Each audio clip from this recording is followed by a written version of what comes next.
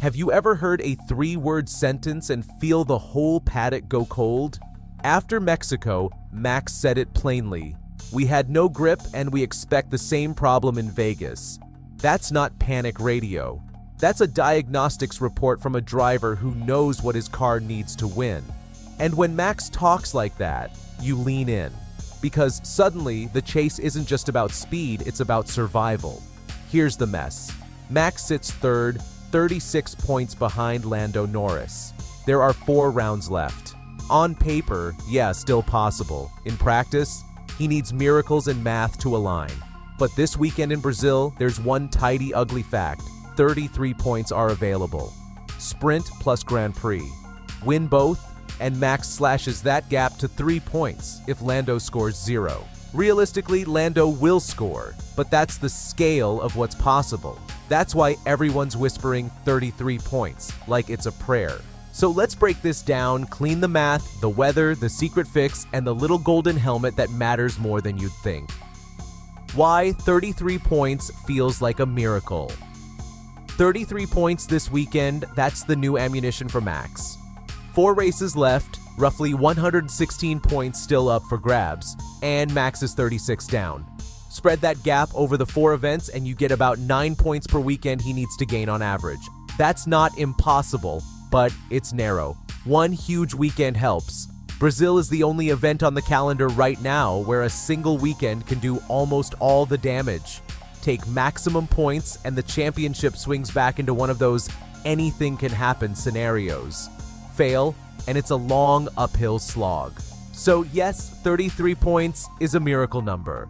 But here's the thing, miracles in F1 are rarely mystical. They're engineered, and sometimes they arrive with weather reports. Last year, Max started 17th in Brazil and won, in heavy rain. That wasn't luck. That was a wet weather masterclass car control, tire feel, and cold courage. When it's wet, aero advantage blurs, straight line deficits shrink, and driver skill amplifies. The RB21's raw aerodynamic edge matters less. The human element matters more.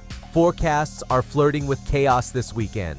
Thunderstorms in the sprint window, cooler conditions, and possible showers on Sunday. If the gods cooperate, that's not bad for Max, it's everything. Rain does 4 important things for him. 1. Neutralizes car gaps. When everyone's slipping, the RB21's deficits shrink. 2. Pumps up driver skill. Max reads wet tracks like lines in a book. Others tense, he thrives. 3. Creates strategy windows. Safety cars, surprise pit calls, and compound gambles can shuffle the order hard. 4. Increases mistakes. Rivals crack under pressure more easily when the surface is treacherous. So, the weather is not background noise. It's a strategic variable. If it rains in qualifying or the sprint, starting positions can be chaotic. If it rains in the race, Max's edge in adversity becomes a weapon. That's why the word miracle feels less like a fantasy and more like a calculated bet. Why this week feels different. You remember last season when Red Bull used to find edges every weekend like clockwork. For a bit this year, that edge trembled. The RB21 developed a narrow operating window. Fast when you hit it, nasty when you missed it. Max had to drive like a robot. Mexico exposed that fragility. He even admitted it. But here's the great news. The team quietly widened that window. I'm not talking press photos and headline upgrades. I'm talking about subtle setup work, a likely tweak to how the floor and suspension interact, and a calibrated tire map that gives the car more usable grip mid-corner. The result? The front end steadies, turn-in is more predictable, and the tire life curve looks less savage. In non-poetry, they made the car less moody. And it's not just technical. The atmosphere at Red Bull shifted. Buemi said it himself. The mood in the team is incredible. People are pushing as hard as I've ever seen. It's a combination of things. Laurent is here, but also the performance is back. That's huge. When the garage breathes together, strategies are cleaner, pit stops sharper, and upgrades actually get validated under pressure. Confidence is an aerodynamic upgrade on its own. So the hidden fix is two things at once: a mechanical smoothing of the car and a human smoothing of the team. That's the package that turns a possible weekend into a real chance. Helmet, heart, and home Y gold. Matters. Just a little side note for those who might be wondering about helmet so important, it needs a shoot. You'll see Max in a special helmet this weekend. Gold top, bold yellow and blue stripes, green accents. It's not fashion theater, it's symbolism. Brazil is personal for him. He's connected to the country, to the Piquet family, and to moments that mean something beyond points. And this helmet does something that numbers can't. It rallies people. The fans react, merchandising sells out, and you get that psychological boost when stadiums feel like they're on your side. For a driver in chase mode, that matters. The crowd noise at Interlagos becomes a tailwind when you need it. Max has shown that an emotional crowd and a confident driver can turn chaos into opportunity. So yes, that helmet is shiny, but it's more than bling, it's a rally flag. Win Brazil, use Vegas, pressure Abu Dhabi. Let's be practical. Max needs a sequence: Brazil, Vegas, then apply pressure in the final act. 1. Brazil, the do or die performance.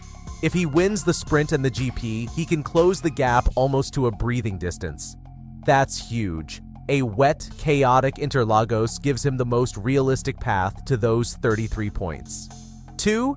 Vegas, the swing weekend. Palmer said Vegas could be huge if McLaren stumbles. With the RB21's window wider now and Max back in rhythm, Vegas becomes less of a risk and more of an opportunity. 3. Abu Dhabi, the psychological choke point. If Max arrives close, he can use pressure and team calm to force mistakes. That's Red Bull's old playbook, and it works when the team is synced. Will it be easy? No, but this is not a random string of hopeful sentences.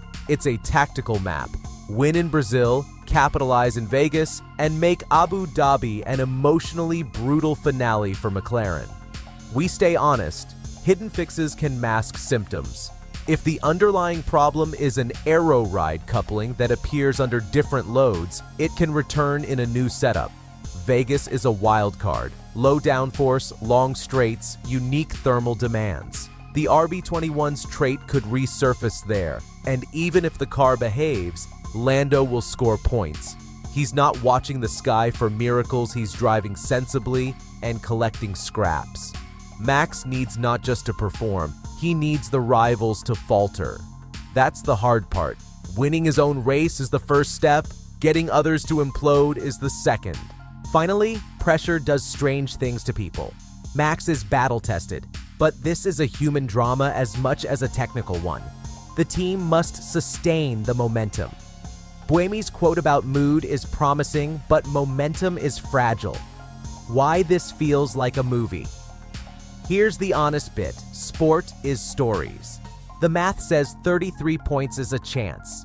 The weather gives him tools. The fix gives him a car he can trust. The helmet gives him a crowd.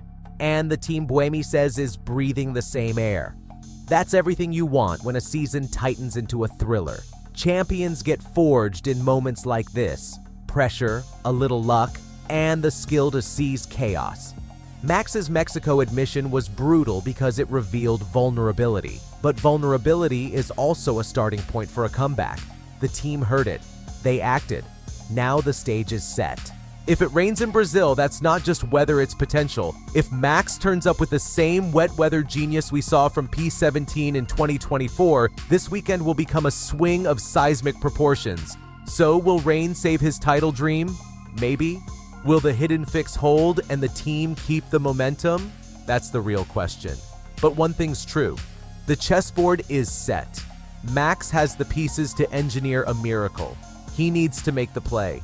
What do you think is the 33-point miracle happening this weekend, or is this just a nice story we tell if things go well? Drop your take below, and as always, I'll be breaking down every session live.